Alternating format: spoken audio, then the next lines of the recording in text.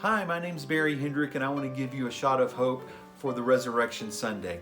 I heard a story by a man named Ken Ulmer who was a part of a church in Los Angeles, this huge church, and he tells the story about two friends who went to the art museum, and they were looking at different pieces of art, and one of them noticed an art piece called Checkmate, and it was two people playing chess, and one of them was down to their last man, the king.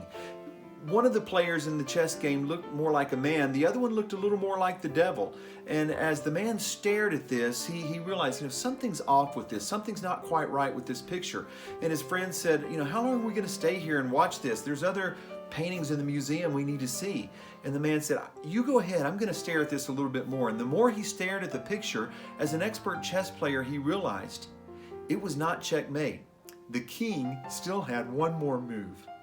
And so he ran to his friend and he said, we've got to find the artist that created this painting, because either he's got to change the title or he's got to change the painting, because the king still has one more move. It's not quite checkmate yet. And so they did find the painter and they did have the talk with him. But the moral of the story is this: our king always has one more move. There are so many times when God's people felt like this is it, there's no way out, and yet the king still had one more move. You think about little boy David.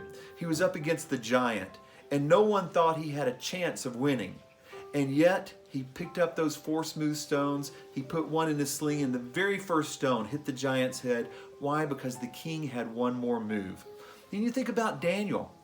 Here's someone who refused to stop praying to the right God. Even though the laws were changed and he was supposed to be praying to a false God, he wouldn't let up on his faith.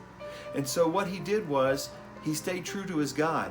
And then he got put in a den of lions as punishment.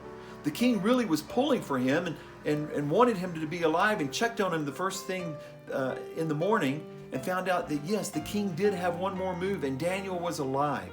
Then you think about Moses. Moses was the one who went back to the Pharaoh after being on the run for all those years, came back and talked to the Pharaoh and said, let my people go. And finally, after the 10th plague, they were let go. But then the Pharaoh changed his mind. They chased them through the desert, backed them up to the Red Sea. But you know what? The king still had one more move. God caused this mighty wind to come, and God's people walked across on dry ground and stayed alive while Pharaoh's army failed. But then the best story of all is the story when they crucified Jesus, but the king still had one more move. Jesus was put before Pilate. Pilate washed his hands of him. The crowd shouted, crucify him, crucify him. But the king still had one more move. And when it looked like all hope was gone and Jesus was crucified, dead and buried for 3 days, the king still had one more move. When Jesus raised from the dead, it gives us the hope that we too will one day raise from the dead, because the king still has one more move in our life. Don't ever give up hope, because the story of the resurrection is more than a story. It is God's way to promise us we have hope, not only in this world, but even more so in the next world.